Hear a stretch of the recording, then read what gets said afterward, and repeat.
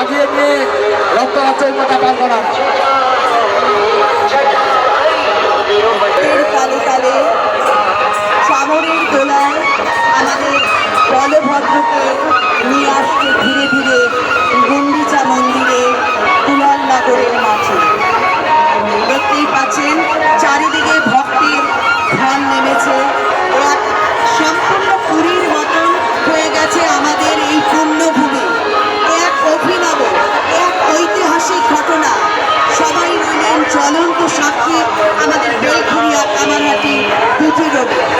প্রধান সেবায়িত এবং তার সিনিয়র সদস্যগণ এবং এলাকার সকল নাগরিকবৃন্দ এবং এলাকার সকল ভাই বোনেরা, তাদের সকলের সহযোগিতায় এই অনুষ্ঠান সাফল্যমণ্ডিত হয়ে উঠেছে।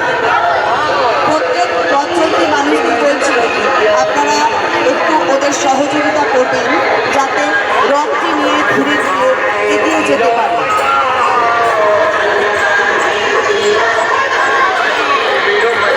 একজনের মাকে খুঁজে পাওয়া যাচ্ছে না।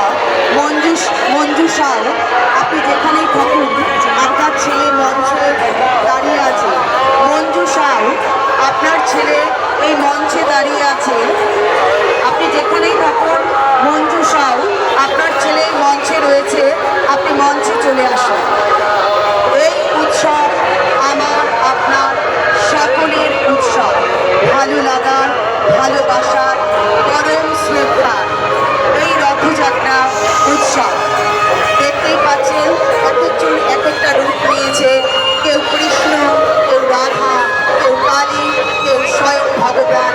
এই রূপ নিয়ে তারা বিভিন্ন আধুনিকে নৃত্য পরিবেশন করছে। দেখতেই পাচ্ছেন এক সুন্দর অভিনব প্রয়াস।